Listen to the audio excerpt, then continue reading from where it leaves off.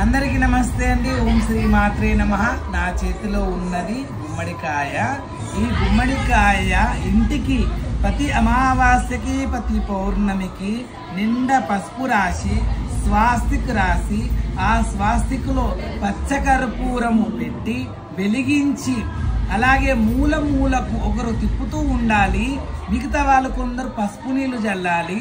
తర్వాత ఆ ఇంటి కూతురు కానీ లేదా ఆ ఇంట్లో ఎవరైనా చల్లడానికి ఎవరు లేకపోతే మగవాళ్ళైనా పర్వాలేదు, లేదంటే ఇంటి ఆడే కూతురు ఎవరైనా ఉంటే బిడ్డ కానీ పెళ్ళైన వాళ్ళు పెళ్లి కానోళ్ళైనా సరే మూల మూలకు ఒకరు తీసేస్తూ ఉండాలి. మూల మూలకు గుమ్మడికాయతో తిప్పుతూ ఉండాలి.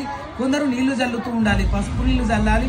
మిగతా వాళ్ళు పసుపు కుంకుమ వేయాలి. అది ఆడి కూతురైనా లేదా ఆడి కూతురు లేని వాళ్ళు మగ పిల్లగాడైనా సరే అలా తిప్పుతూ తిప్పుతూ ఇంటి బయటకు వెళ్ళి గుమ్మడికాయ 3 సార్లు ఇలా 3 సార్లు ఇలా 3 సార్లు తీసేసి గుమ్మడికాయ కొట్టి ఒక ముక్కను అటు ఒక ముక్కను ఇటు పెట్టి పసుపు కుంకుమ వేసి అలాగే 2 నిమ్మకాయలు కొట్టి అంటే కోసిన తర్వాత అటు ఇటు ముక్కలు పెట్టి ఇటు పసుపు కుంకుమ ముక్కలు అటు పసుపు కుంకుమ నిమ్మకాయ ముక్కలు అలాగే కొబ్బరికాయ కొట్టి ఏ చెంబుతోనైతే మనం ఇల్లంతా నీళ్ళు జల్లుతూ వెళ్ళినామో ఆ చెంబడు నీళ్లు సాకబెట్టేసి దండం పెట్టుకొని కాళ్ళు కడుక్కొని ఇంట్లోకి వచ్చి దేవునికి హారతి ఇస్తే చాలా శుభదాయకం.